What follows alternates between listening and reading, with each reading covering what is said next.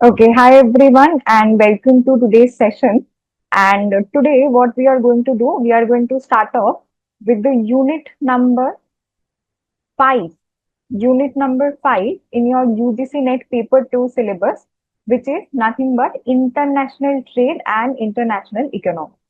So this chapter is divided into many sub-units, and today we will be discussing about the first two units, that is the basic concept of international trade, and we will see some of the basic trade theories. So the major focus will be on the trade theories. Along with that, we will discuss small concepts that might come in your UGC NET exam, right? And we will solve questions also along with that. So firstly, understand what is international trade. So since every economy in the world right now is interconnected, right? Every economy that you can possibly think of in this world, they are interconnected, excluding some of the nations who have some, exceptional political situations like North Korea and all. So we are not talking about them, but majorly all the countries or all the economies in the world are interconnected through something called trade. Trade means what? Trade means export and import. Trade, in one word, if you say, it is basically the export import relationship among the countries. And since all the economies in the world are interconnected, they need to have a give and take relationship, right? No economy can survive alone. In order to thrive its citizens well, in order to survive in this competitive world, to maintain the competitiveness, you need to have a give and take relationship. And this give and take relationship is ensured with the help of international trade. So if you see the definition, international trade relates to the study of economics inclusive of the foreign sector, inclusive of the foreign sector. So as of now, what we have done is that we have said, if you equate aggregate demand, aggregate supply, aggregate demand was consisted of consumption, investment, and only the government sector. So only the domestic portion. Now within that, if you add the foreign sector, that is the export and also the export and the import, these two components, if you add, then you are basically adding the foreign sector in your consideration, right? Foreign sector is included in your consideration. And then you will say your economy is an open economy. It is not restricted to its own, domestic considerations. It is open to the world relationships also. It is an open economy since it engages with trade, engages with the help of trade with the other economies in the world, right? So when the economy, different economies includes foreign sector into their considerations, then we say that international relationship and international engagement is taking place, which is very important for the survival of each and every economy in 21st century. It was essentially from 16th 17th century also, and it is relevant till now. Without exchange you cannot survive, you cannot maintain the competitiveness in your economy, right? So the domestic conditions of an economy are shaped by the economic interrelationship between the countries. When you start engaging in trade, your domestic consideration is not only your consideration, but also the entire world should be impacted by that. If the oil price changes in the Middle East, then entire world feels that shock, right? Because the reason is simple, because they are interconnected. So the domestic conditions of an economy is not purely shaped by that particular economy only, but the entire world has a role to play when the economies are interconnected. Right. So in other words, we can say that international economics deals with economic activities of various countries and their consequences. So basically, we are talking about the world economy as a whole. There is a concept of domestic economy and there is a concept of world economy. And we will, try to establish the relationship between the domestic economy and the world economy. And we will see how they both impact each other. What is the, consequence of engaging in trade, and how this relationship feels from the point of view of the world and from the point of view of the domestic economy, right? So this is the basic intention of trade. Now here I have, given you the importance of trade. As a thumb rule, if you have studied the 10 principles of economics, which is the foundational block of economics, so there we say that trade makes every country better off. Trade makes everyone better off, which is one of the thumb rules in economics. any kind of trade that you take place, that will only trade will only happen if both the parties are mutually benefited. If this mutual beneficial thing is not there, then there is no point of trade. So after trade, you should definitely have some sort of gain. You should definitely have some sort of gain which you cannot achieve by only your domestic production. That is why we engage in trade. And here I have listed the two basic points. Why trade is important? Because it is an agent to economic development and it is an engine of economic growth. So development and growth both depends on this international trade. Why economic development? In economic development, we talk about the overall lifestyle, the living standard changes of economy, right?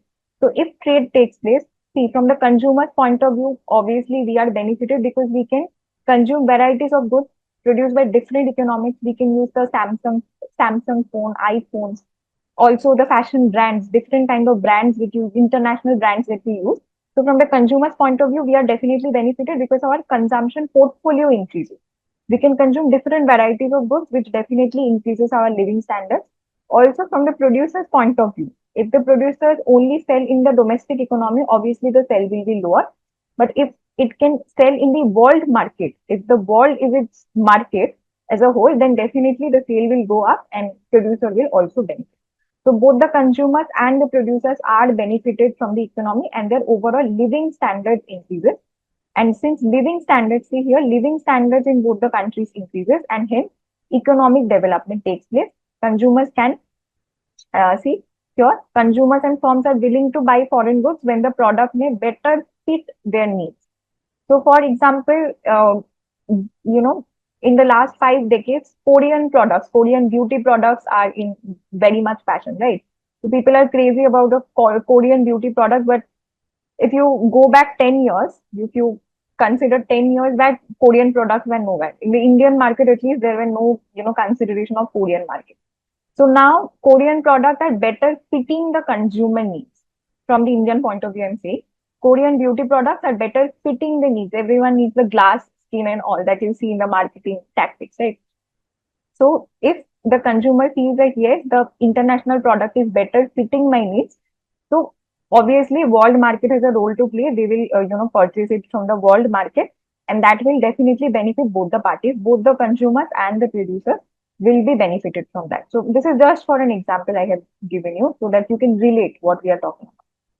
So this is one of the aspects of international trade, that it boosts the economic development. Also, you can take a look at this. I'm not going line by line. If you want, you can take a look at this. You can take a screenshot, whatever you want. In the paid batch, you have this note with you. And those who are watching this on YouTube, you can also take a screenshot and prepare on your own. So second thing is that it acts as an engine of economic growth. So economic growth basically takes place when your GDP rises. Basically, very bluntly, if I say, if the GDP of the country rises, if the per capita income of your country rises, so we are talking about numbers now. Development means the living standards. It's more of a qualitative thing, but growth is basically quantitative. How is your foreign sector performing? How is your balance of trade? How is your GDP is working? How is your per capita income? So in terms of numbers, growth depends on the numbers, the quantitative aspects. So the development depends on the qualitative aspects, just as I have given you the example of living standards, right? So see, trade plays a crucial role as an engine of growth because it facilitates flow of goods, services, capital, ideas across the borders. So not only goods and services, but also technology gets transported.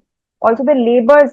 So services means suppose an Indian engineer is going to the US for tech jobs. So this is a brain drain problem.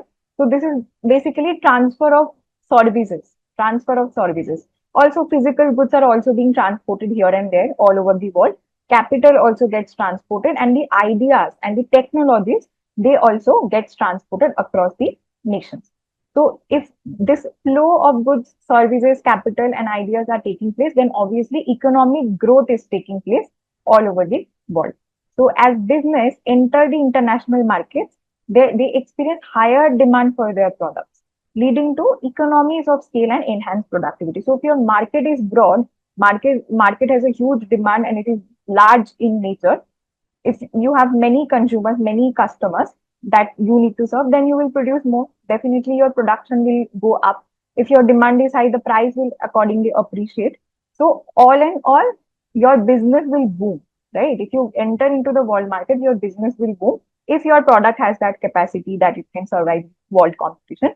So the quality has to matter. But all in all, if your product survives in the international market, it definitely implies that it will it will contribute in the growth of your nation, right? Individual entities will contribute in growth of the nations. So trade also exposes countries to new technologies, new innovations, as I've told you. As exports increases, the demand for workers increases that produce exportable goods. So labor demand also rises, leads to job creation in manufacturing, agriculture, and service sectors. So everything, every sector, every entity in your economy is benefited with the help of international trade. That is what this paragraph is mean, right? So again, you can take a look at this, take a screenshot if you want, and let me move on. So trade basically is a strategic engagement. Trade is nothing but a strategic engagement. Nations can foster sustainable development, create jobs, improve welfare, thereby contributing significantly to long-term economic growth. So for any sort of development and any sort of growth, you need to make your country an open economy. So India, in the year 1991, the LPG policy was taken. So after that, this boom has taken place. Definitely, the openness has contributed a lot in the development in the economy. So growth and development is also a part of your UGC NET. I hope you have studied this thing there. But everything started with the making it from closed economy to open economy transition. This transition has a major impact on the development and growth of Indian economy and for all the economy that you take under consideration. Now, what could be the possible tools of international trade? This question has exactly come in June 2020, so I've included this in the question form. What are the potential tools of international trade? See here, is it microeconomic theory? Is it macroeconomic theory? Is it neither macro theory, or it is both macro theory? So the answer here, as you can see, the tools of international economy lie in both the micro and macroeconomic theory, but we all extend, adapt, and integrate it, right? We extend, adapt. So we use both the microeconomic theory and the knowledge of macroeconomic theory, but we extend them, adapt them, and try to integrate them to form a different branch of economics, which is called the international economics.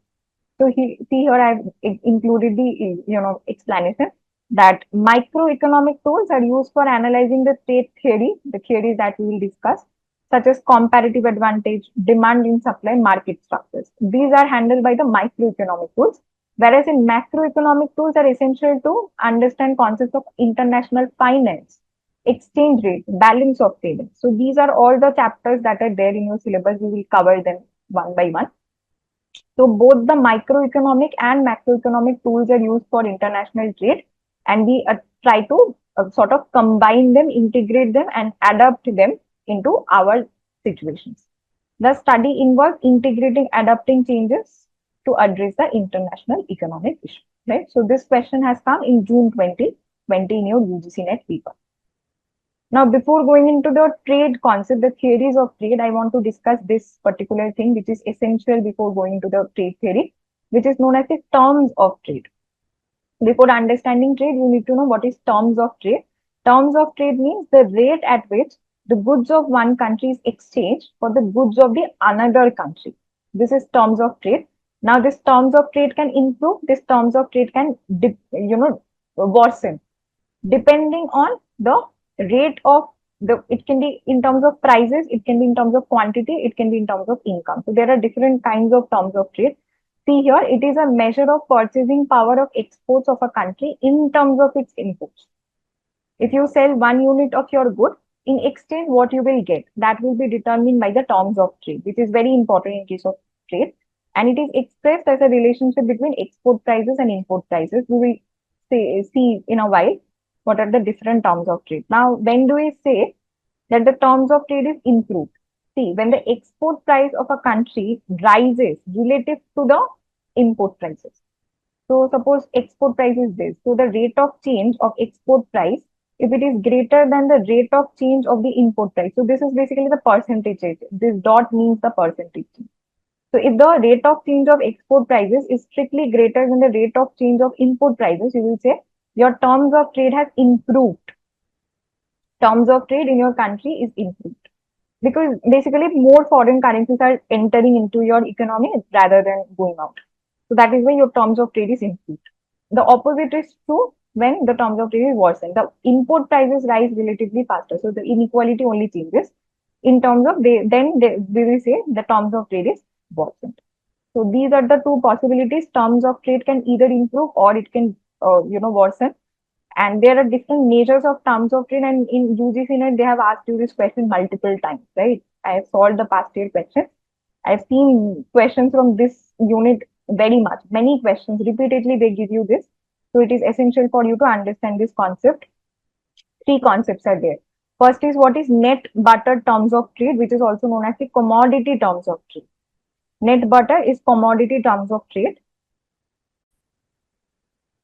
Okay, so what is net barter terms of trade? It is simply the ratio between the price of countries' export goods upon the price of countries' import goods. So the terms of trade, according to net barter, will be simply the price, export price upon the import price. This is the usual terms of trade that we talk about. We usually say terms of trade is in terms of the prices.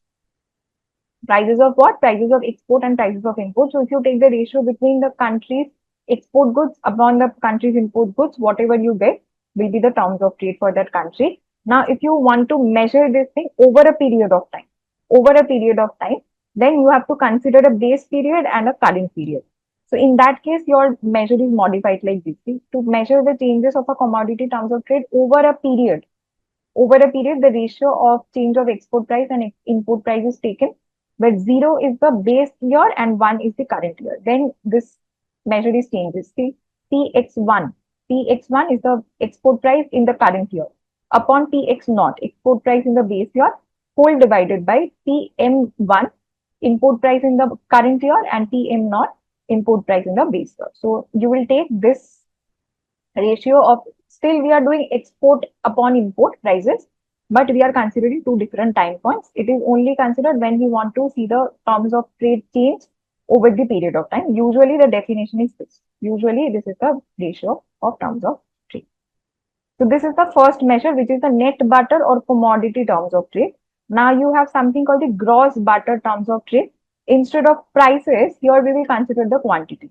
If you take the ratio of this quantity of import upon the quantity of export, whatever you get will be the gross barter. Net barter is in terms of price, gross barter will be in terms of the quantities. And it is essential that it is given by Professor Tossing. Right? So from UGC NET point of view, this, who propounded what, this thing is important. So please try to remember this. And again, you can extend it for over a period of time. Again, you will do the same QM1 upon QM0 whole divided by QX1 upon QX0. If you take this kind of a ratio, then it will be giving you the gross barter terms of trade over the period of time. Right? So this is the second concept. And okay, so here I have written that. You can take a look at this. Interpretation is the same as before. And the final thing is what is known as the income terms of trade. Income terms of trade is the net barter terms of trade into the export value, into the export volume index, So how much quantity are you exporting? Export quantities. So see, it was formulated by Doris. Again, the name of the economist who propounded this is important since we are talking about UGC NET. This is the income terms of trade. Famous economist Doris has given this. He has improved the concept of net barter terms of trade and income terms of trade. And income terms of trade is just the net barter terms of trade multiplied by the quantity, volume which is being sold, quantity of export. So what is net barter terms of trade? It is simply the export prices upon the import prices. You are just multiplying it with the total export quantity. Whatever you will get will be the income terms of trade given by Doris. So gross barter terms of trade was given by Tossing and income terms of trade is given by Doris. So remember this thing. And questions have come from this particular thing. I have noted some of the questions. So UGC NET June 2021, it is said that the net barter terms of trade refers to what? direct question from the definition and the concept that I have discussed. It is the ratio between export prices and import prices. So recent your question, simple question. If you know the definition and the concept, you can answer this. Next question is from October 2022. See here that which of the following is correct? First option is saying gross butter terms of trade uses quantity index for imports and exports. That is true. We have just seen this. Both gross butter terms of trade and net butter terms of trade make use of price index. This is not true because the gross butter uses quantity index and not the price index. So this is not true. See, the net butter terms of trade uses price index for import export. This is true. Both gross butter terms of trade, net butter terms of trade make use of quantity index. Net butter uses price index. So it is not true.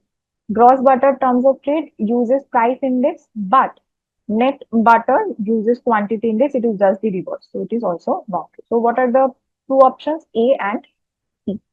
So option number C, A and C will be the right answer. Again, directly from the definition. So please prepare these terms of trade concept well. Now let us go into the development of trade theories. So different economists at different points of time have given us different, foundational work of this international trade as a branch of economics, as a separate branch of economics. Now we will discuss each of them. So first thing, the first trade theory that has ever come up in the history of humankind is known as the mercantilism. Mercantilism is a very, very old, theory. It's just the starting point of international trade. It is propounded, it has emerged during 16th to 18th century, many, many years back.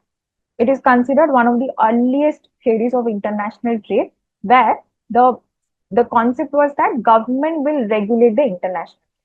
Everything, the trade as an aspect will be only managed by the government, and the only motive of every economy is to collect the gold and the silver and all the precious metals. So in earlier times, we have looked at wealth. Wealth of a country was determined by the amount of precious metals that the country have or the economy have. The more gold and the precious metals and jewels that you have in your economy, the more powerful is your economy. So every economy was colonize, try to colonize every other economy, small economies, weaker economies, and they try to extract all the jewels, all the precious metals to make their economy a stronger one, a more powerful one. What Great Britain has done to India also. They, colonized us, they extracted everything that India was very wealthy initial times. So they just colonized us and over 200, years, and they just extracted everything. And then we, took our time to revive our economy. Still, it is not purely revived. Still, per capita income of India is very, very low compared to all other developed and developing economies, right? So we haven't yet coped up with that situation. So mercantilism leads to colonization. Mercantilism is the fuel for colonization that I have written here. See that it emphasizes the role of government in managing economic activities to enhance national wealth, focusing on trade as a means to increase a country's stock of precious metals like gold and silver. This is the main point. This is the main point. Mercantilism leads to only aims at increasing the nation's stock of precious metals. And here you can see all the key features I have written here. Those who are watching this in the paid batch, you have this note with you. And those who are watching this in YouTube, you will get some of this in the Telegram channel. So please join the Telegram channel. You will get this note there. And all the questions, some of the questions also you will get in the Telegram. So please join that. So what are the key features of mercantilism? Firstly, as I've told you, belief was that wealth is measured by the stock of precious metals. And the core principle was to maintain a positive balance of trade. Balance of trade is simply export minus import. This thing has to be positive. So your export should always exceed your import. What you're exporting has to be always greater than the import. So exporting more goods than importing. So always they intended to maintain the positive trade balance. The belief was that this would lead to inflow of gold and silver, thereby increasing the nation's capital. And you can take a look at the other points and other important things that I want to mention here is that strong government intervention. Government will regulate everything. Trade as a concept will be regulated only by the government. No, there was no concept of free trade. Free trade concept came from the era of Adam Smith, which is 1776, much later on. So there, in the initial scenarios, government was the main entity. They will regulate everything, and this tariff, subsidies, input restrictions, all will be encouraged. All will be encouraged by the government. And this point is important. Questions have come that mercantilism viewed international trade as a zero-sum game. Zero-sum means what? If your country is gaining, it should be at the cost of loss of my economy. So they haven't, believed. They did not believe in the concept of mutual beneficial trade. They used to believe that if your country is gaining something, it has to be at the cost of loss of my country. Both countries cannot gain simultaneously. This concept was not there in the 16th and 18th century, right? So if two countries are there, so the country A will believe that I can only improve my situation if the situation of country B is reduced, diminished. Their standard of living is diminished, their precious metals are lower down, right? Only at the cost of the fall of other nation, I can improve. That is why the colonization has taken place. Colonization as a concept has taken place because the countries believe that if I need to be powerful, if I have to establish myself as a powerful economy, I have to colonize others. I have to extract everything good that the other nations possess. Only then I can improve my country. But they haven't believed the thing that if I establish a give and take relationship between the two countries, then also I can mutually benefit. This concept was not there. So they believe that national power and wealth are interconnected, and nations' wealth derived from trade surpluses would strengthen the military geopolitical positions, allowing to expand its influence and the defense interests. Right. So this was some of the main features of this thing. Now, what are the consequences and what are the criticisms? So only you can take into account internalize the essence of this theory. So line by line, you don't need to read this. You just need to understand what was the concept, what was the thought process back then. The consequence was that mercantilism lead to establishment of colonies. That I was saying. Colonies were seen as a source of raw materials, markets for manufacturing goods, as India was to Britain. You can relate that situation. Colonies would send raw materials like gold, sugar, cotton. So India was a gold mine back then, and Britain has taken everything from us to their home country, and they used to sell their final good to us at a higher price. So in both the ways they used to exploit us, exploit our citizens and laborers and everyone. And they would be processed into final goods, sold it back to the colonies elsewhere. The mother country would restrict trade between colonies and other nations to ensure that all the trade benefited and imperial power. So this was the consequence.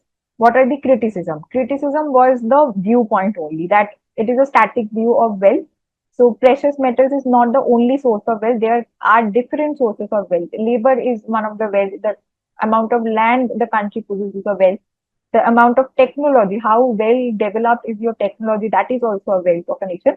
So resources, wealth as they have seen wealth as a finite resource, which is it is not. Believing that one nation's gain is other nation's loss, leading to a zero-sum mentality, ignored the potential for mutual benefit of trade. They focused on only precious metals, but wealth can be in forms of land, human capital, and technological advancement. Inefficiency. As we have seen, that free trade is the most efficient. If you don't regulate anything, you don't regulate the market, if you don't regulate the trade, the outcome will be automatically the most efficient one, according to Adam Smith's invisible hand that we will study this later on. So if government intervention is there, which is there in case of mercantilism, then inefficiency will arise. So deadweight loss, the concept of deadweight loss, inefficiency will arise in the society. You cannot prevent it. Inefficiencies in the market, monopolies, restrictive trade practices will be there, and innovation will be less. Also, colonial exploitation. This is also one of the most important criticisms. So let us see this question. This is July 2018. Direct question from mercantilism has come. According to mercantilist, trade is what? Trade is a zero-sum game. Right? So if you know the concept, then you can simply answer this. There is no, difficult thing in there. It's only theory. You have to remember this and just answer questions. So since mercantilist theories has different, criticisms to overcome that, classical trade theories emerged. So transition to classical trade theory, mercantilism gradually gave way to the classical economic theory, which was propounded by Adam Smith and David Ricardo. So father was Adam Smith, he was the main propounder, and then David Ricardo just improved on his theory. So the foundation was laid by Adam Smith, and David Ricardo started to impose the building blocks on that. Who rejected the zero sum view, argued that trade could be mutually beneficial. So they have tried to fill up the major gap in mercantilism, that trade is not zero sum, it can be mutually beneficial. Adam Smith's theory of absolute advantage, Ricardo's theory of comparative advantage shifted the focus from accumulating precious wealth to the idea that countries could gain from trade by specializing in goods. They have, introduced the concept of specialization in goods that they can produce most efficiently. Now, this specialization, depending on this specialization, we have different theories. So, Adam Smith have talked about the absolute advantage. Ricardo has talked about the comparative advantage. Haberler has talked about the opportunity cost, right? So, these are the three theories that we will discuss now. And in the next video, we'll be going into the Heckscher ruling. Heckscher ruling will be covered in the next video. In this video, we'll cover only the basic trade theories, starting with Adam Smith's absolute advantage theory. So we have to remember this thing, that it was presented in the seminal work, The Wealth of Nations, 1776. This theory was propounded there, where he argued that countries could produce a good more efficiently. So suppose you have only two countries and you produce only two goods. So if the country A can produce this good X using lesser number of labors, or using lesser number of labor hours, the time, either the number of labors or the time that the laborers are putting, if this country can use it in an efficient way, then the country A should specialize in good X, because the country A can produce this good X more efficiently.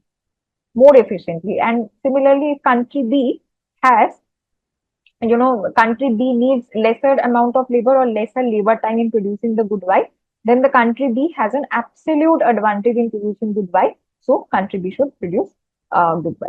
So whichever country has absolute advantage in production of some of the good, the country should specialize in that good and we should export. That is the main thing. And for that, we have written these paragraphs and all. So see here, Smith's theory focuses on the idea that countries should specialize in producing the goods in which they are more efficient and trade with others to obtain the good that they cannot produce efficiently. What are the key assumptions of this theory? See here, what are the key assumptions? There are only two countries and two goods. So we write it as cross two countries, two goods, and only two cross one model basically. And then you have basically two countries, two goods, and only one factor of production, that is labor. Labor is the only factor of production here. Each country has fixed endowment of resources, fixed amount of laborers are there, no transportation cost, perfect competition in the markets, and free trade between the countries. These are some of the key assumptions. And this is the concept of absolute advantage that I have told just now. You can, if you want to read this, you can take a screenshot, or I'll upload this. This is already there in the paid batch. I'll upload this for the people who are watching this on YouTube. Now, demonstration of the absolute advantage. Here I have given you a numerical example for that. So you have two countries, country A and country B, and here you have two goods, wheat and cloth. They are the two goods. So country A can produce 100 units of wheat per year, and country B can produce only 50 units. Right? So country A definitely can produce more in one year. And see here, in case of cloth, country A can produce 50 units and country B can produce 60 units. So definitely country A has an absolute advantage in production of wheat. Country B has an absolute advantage in production of cloth. So country A should specialize in wheat, country B should specialize in cloth, and we should exchange with each other. That is the concept of absolute advantage. You can take a look at this analysis. This is what is exactly written here. If you want, you can take a look at this, and I have also shown you how both the countries gain from this trade. So here you have to take a specific trade rate. So for example, here see, suppose they decide to trade at the rate where each unit of wheat exchanges for 1.5 units of cloth. So 1 unit of wheat equals to 1.5 units of cloth. If this is the trade rate, then how the countries will gain from trade. So finally, if you see post-trade output for both the countries is written here. Country A will have 70 units of wheat, 75 units of cloth, and country B has 50 units of wheat, 30 units of cloth. So both the countries having more goods. Both the countries can now have more goods post tax situation, post trade situation. So they would have been able to do what they have been able to do on their own. So country A benefits receiving cloth without needing to produce it. Country B benefits getting wheat without having to produce it. So both the countries are definitely benefited from the trade. You can see this explanation here. So in UGC NET, you will be not asked to give detailed explanation of anything. MCQ type of questions come. So I've just written this for your conceptual knowledge. Now there are different limitations to this theory. No theory is free from criticisms, and that produces the that makes a building block for the makes room for the other theories to come into the picture. So the limitations of one theory will be the assumptions or the concept of the other theory that will be solved using the next theorem that we see. Next theory we will see. So the first criticism is that no opportunity cost concept. So what will happen if a country has absolute advantage in both the goods? Then according to Adam Smith, there should be no trade at all. But Ricardo has shown us that still, if one country has absolute advantage in production of both the goods, then also trade can take place using the labor theory of value of opportunity cost that we will cover just after this. So this opportunity cost concept was not introduced by, Adam Smith, which is one of the major criticisms. Countries may have absolute advantage in many goods, and they might not have any resources to produce all the goods. So this is one of the problems. Second thing is that it is a very simplistic case. So we are considering 2 cross 2 cross 1, only one factor of production, only two economies and two goods, which is a very, very simplistic concept. International, community is very much interconnected, and this is a very simplified version. Applicable in simple cases, only two countries, two goods, but it cannot be, generalized in case of more complex trade situations. And the third thing is that no consideration of factor endowment. So we have only considered labor is the only factor of production. Other factors of production we haven't taken into consideration. And it does not consider that many countries may differ in the factor endowment. Labor, land can be one of the factors, capital can be one of the factors, labor can definitely vary. So this difference in factor endowments are not taken under consideration. So definitely there are room for improvements in this particular theory. So though it has, it has given us the groundbreaking foundational idea of international trade, but it needs further improvement. And this further improvement was given to us by someone called David Ricardo. David Ricardo has given us the comparative advantage theory in his book. So who has propounded which theory, in which year, and in which book or in which paper? So you have to remember that. So here it is written, one of the most influential concepts of international trade, and it extends the idea of trade and specialization by addressing the limitations of absolute advantage theory. While absolute advantage suggested that countries should specialize in producing the goods it can produce more efficiently, comparative advantage provides a more nuanced and practical framework. It focuses on the relative opportunity cost of production, relative opportunity cost, and which leads to mutually beneficial trade even one country holds absolute advantage in all the goods. This is the main essence of this trade. Even if you have two countries and two goods, suppose country A has absolute advantage in both the goods, then also the trade will take place according to David Ricardo, depending on the comparative advantage, that is a relative opportunity cost. So the country which will have least opportunity cost of production of a good, they will produce. And since opportunity cost is a relative concept, so opportunity cost is a relative concept means it depends on, you need to compare the two things. My opportunity cost depends on the other, your situation also. So basically both the countries cannot have opportunity cost advantage in both the goods. That is not possible. If you have advantage, I have a disadvantage. Since this is that a relative concept, then we can still find out a way where trade will make both the countries better off even if one country has absolute advantage in both the goods. Now, how this works? See the assumptions first. These are the assumptions. Again, two countries, two goods. Labor is the only factor of production. So again, 2 cross 1 model. Constant returns to scale. This is important. Constant returns to scale is mentioned here. In Haberler's theory, we see increasing returns. So that is a more generalized version.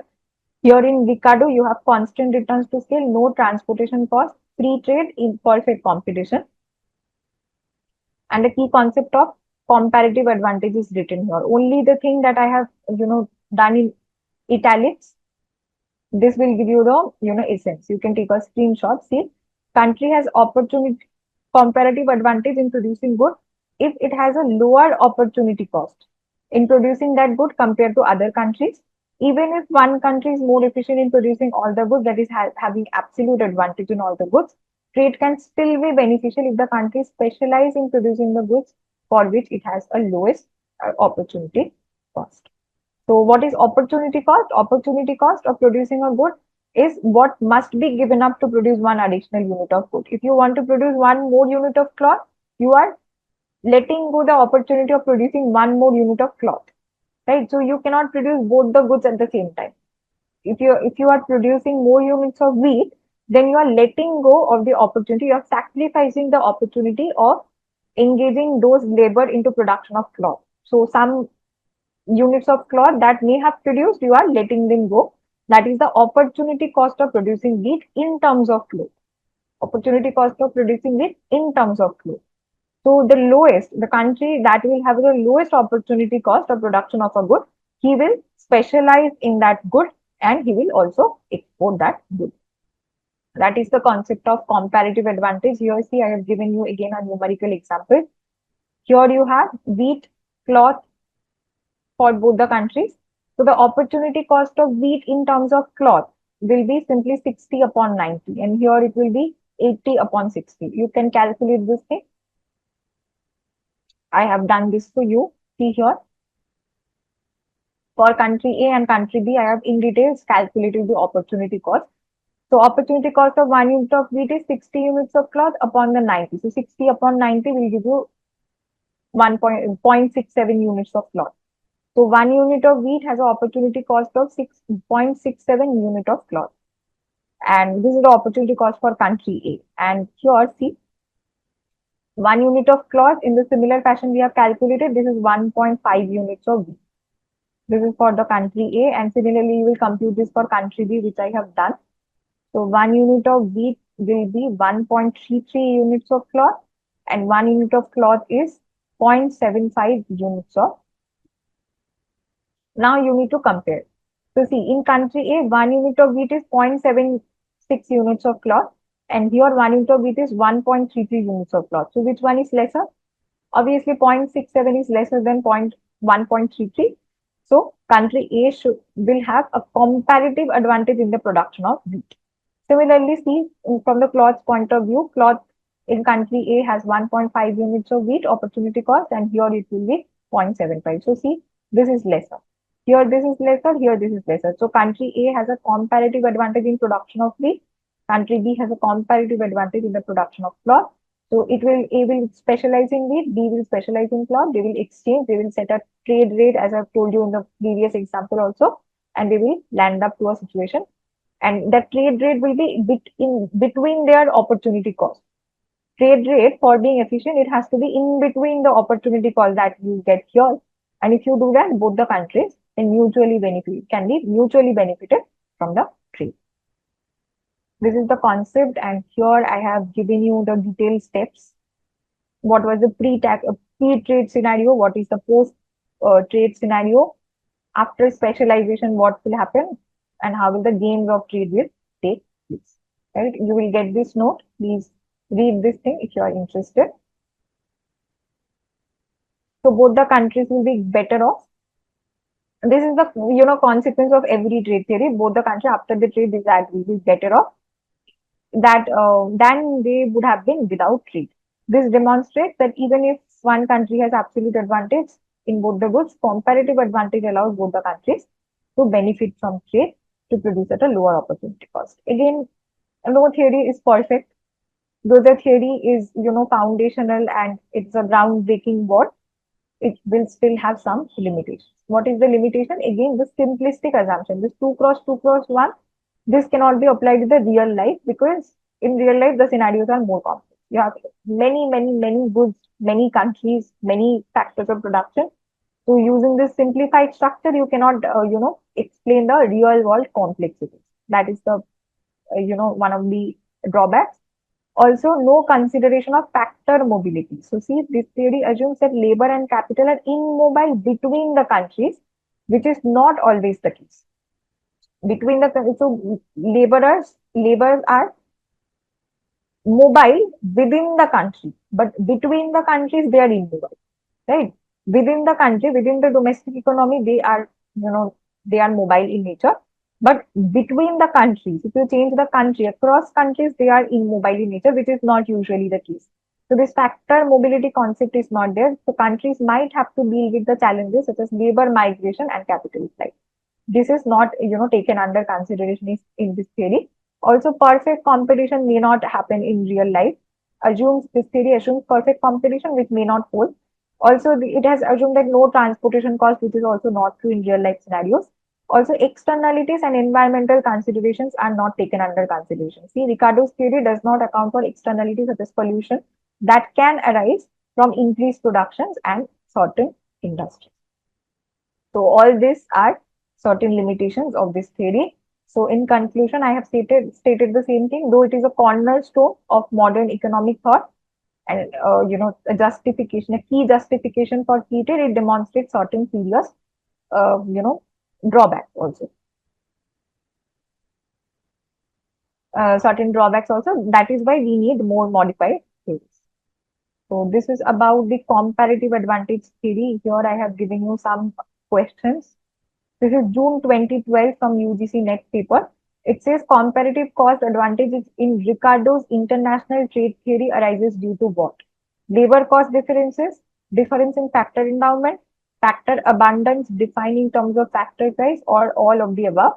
So as I have told you, in comparative advantage, there is only one factor of production. It is 2 cross 2 cross 1 model. In Adam Smith's version also, absolute advantage also, it is a 2 cross 2 cross 1 model. So everything that we have, derived, that is only dependent on the labor cost difference. Labor is the only factor of production in case of absolute and comparative advantage. So difference in factor endowment, there is no other factor endowment. Labor is the only factor endowment. So this difference in factor endowment is not taking place. Also, factor abundance is a concept that we use in Heckscher only. So that is not covered. So that is also not related to this. We will cover them in later videos, but all of the above is not the answer. So labor cost difference or labor theory of value.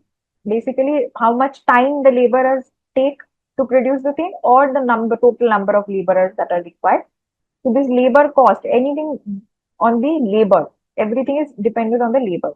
Associated, the difference in share will be given by the labor cost difference, which is important question. An explanation is given to you. You can take a look at this. The same thing as I told you. You can take a screenshot if you need. The next question is December 2014. According to comparative advantage, international trade will not take place if. See, the first option is saying one country is efficient in the production of both the commodities. One country is efficient in the production of both the products. Opportunity cost of two products are the same in both the countries or none of the above.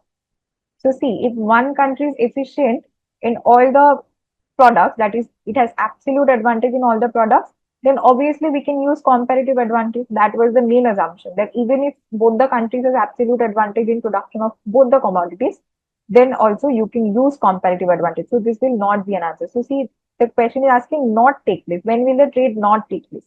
Trade will not take place if the opportunity cost is the same in both the countries. So if they are inefficient, both the countries are inefficient, that is not under consideration. If both the countries are efficient, then definitely trade will take place according to comparative advantage. When will the trade not take place? Not take place when both the countries have the same opportunity cost. If the opportunity cost is also the same, then you cannot take the decision according to the Ricardo's model. Then trade will not happen. Mutual beneficial trade will not happen. So explanation is written here. See, according to Ricardo, trade arises when the countries differ in opportunity cost. So you'll pick the lower opportunity cost country to produce that good. So you need one higher opportunity cost and one lower opportunity cost. So difference in opportunity cost is the basis for trade in case of Ricardo. So if both the countries have same opportunity cost, you cannot potentially trade. And here it is seen that if both the countries have the same opportunity cost, no comparative advantage exists and hence no efficient trade or incentive to trade. Very important question. So I've only noted, the relevant and the most important questions so that your concept gets clear. If you have any doubts anywhere, you can let me know. Those who are in the paid batch, you can directly come in contact with me. And those who are watching this on YouTube, please write me down the comment and I'll reply to that, right? So if both the countries, remember this, if same opportunity cost, then there cannot be potentially any comparative advantage because comparative advantage only appears if you have a lower opportunity cost. If the opportunity cost are same, this comparative advantage does not arise. So no incentive to trade, right? So this is that.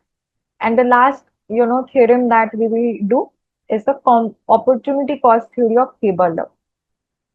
Opportunity cost of Haberler, and in the next video we'll go into Hexerolin and cover all the rest of the things, right? So opportunity cost of Haberler. So Haberler again, worked on the theorem of David Ricardo. So he has tried to come up with the solutions of all the criticisms that have been given for the Ricardo theory. And here, first time, what we do, we modify the assumption that labor is the only factor of production and we generalize this for all the factors of opportunity cost concept is there. So the opportunity cost is not only on the labor. Opportunity cost is not only on the labor as a factor, but all the other different factors that we can use. So this Haberler's theory is basically a generalization and a more realistic modification of the Ricardo's theory. So now see Gottfried Haberler. The full name is Gottfried Haberler, improved upon the Ricardo's theory by giving the opportunity cost theory in 1933. Remember the year. Instead of using labor theory of value. Labor theory of value, as we have discussed, it is a base. It is a basis for the Ricardo theory. Ricardo theory is based on labor theory of value. So the lesser number of labor or lesser amount of labor time that you can use to produce the units of good, the better it is. That is the labor theory of value. Since labor is the only factor of production, only the value of labor is counted. So instead of using labor theory of value, Haberler explained trade using opportunity cost, which considers multiple factors of production and the increasing cost. These are the two basic differences or modification or improvements over the Ricardo's theory. First is that it allows for multiple factors to engage in the production, and also in Ricardo, if you remember, we told that assumption is constant returns to scale, but here it is increasing returns to scale. So key concept is again opportunity cost. Opportunity cost is the amount of one good the country must sacrifice to produce additional unit of other goods. It is a real cost concept, not just based on labor, but also all the resources of production. Assumptions, two countries, two goods, but factors can be multiple. Resources are not perfectly substitutable, unlike Ricardo's fixed labor cost. Opportunity costs are increasing. In Ricardo, it was constant, but here opportunity costs are increasing. And countries have different production possibility frontier. This concept was introduced by Haberler. Production possibility frontier reflecting different costs. So again, I have given you an example to illustrate this thing. We have used the same data that we have used in the past, but here we have written everything in terms of the opportunity cost. Opportunity cost of 1 unit of wheat, opportunity cost of 1 unit of cloth. That is written here. So see, if you observe this table, country A has a lower opportunity cost for wheat. Country B will have a lower opportunity cost for cloth. So both the countries mutually benefit. So country A should, specialize in wheat. Country B should specialize in cloth, and they should engage in international trade as they exchange in goods based on comparative cost advantage. So the table is modified. The data is the same, only we have written this in terms of the opportunity cost. So what are the advantages over the Ricardo model? Here depends on the assumptions only. Uses a more realistic cost model by considering multiple factors of production, not only the labor. explains increasing opportunity cost, making it applicable. So in real life, constant opportunity cost is not there. Increasing opportunity cost is a more real life, scenario, more applicable to the real life trade. Also, it introduces the concept of production possibility frontier. So these are all the advantages of using Heberler's model over the Ricardo model. So definitely, it's an improvement. But still, there are some limitations. What can be that? Assumes that resources can be reallocated easily between industries. So this labor movement barriers are not considered. Ignores the transportation cost. Transportation cost is again zero here. Market imperfections, trade barriers, they are not taken under consideration. Still assumes that technology and perfect competition, constant technology and perfect competition holds.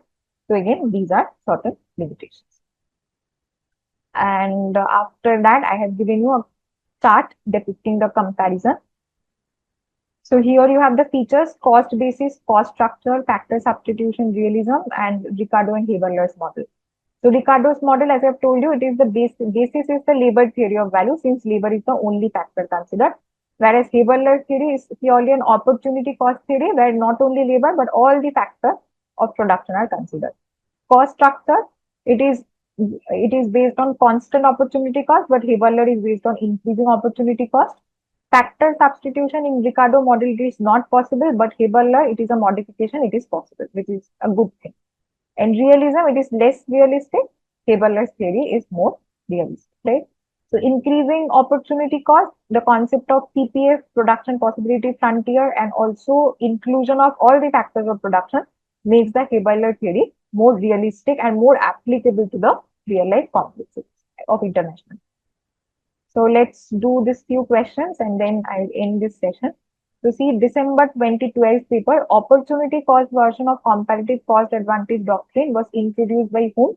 It was introduced by Haberler. So definitely, so directly from the propounder, name of the propounder of the theorem, we can ask you this question. Since it is the opportunity cost version or version of comparative advantage. So definitely it is Haberler that we have studied just now. And the other question that I have given you is December 2018 paper. Opportunity cost theorem assumes that what? Labor is homogeneous. Labor is the only factor of production. Cost of commodities equals to the labor cost. None of the above. So labor is homogeneous. This is one of the assumptions of Ricardo model and not the opportunity cost model of Haberler. So this is definitely not true.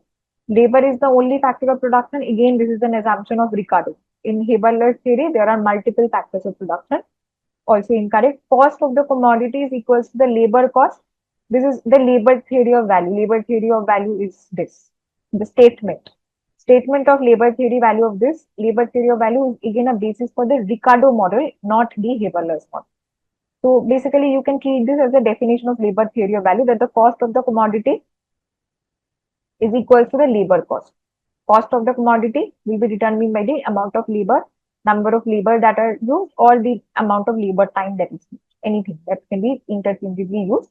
So cost of the commodity will be given by the value of labor, labor theory of value. This is the statement. And so what will be the answer? The answer will be none of the above. So all these assumptions are related to the comparative advantage theory of Ricardo and not the opportunity cost theorem of Haberler. So see here, I have given you the explanation. So Haberler moved away from the Ricardo's assumption, like labor is the only factor, homogeneous labor, cost based on labor content. So all these ABC options are talking about the assumptions of Ricardo model and not the Haberler model. Instead, Haberler's model includes opportunity cost in terms of foregone alternatives, allows multiple factors, more general and realistic. Hence, options A, B, C are not correct, making D none of the above is the right answer. So D is the right answer for this question, right? So this is all from my side today. So in the next class, we will be going into Hexaroline trade theory and also all the associated concepts. We'll also go into the imperfect, imperfect trade models. So all the things will be covered. As of now, I hope you like this video. If you do, those who are in the paid batch, please look at all the past year questions. I will be uploading them, the past year questions. And those who are in YouTube, I hope you like this video. If you do, please like this channel and subscribe to this channel. And I'll meet you in some other video. Thank you so much for your time.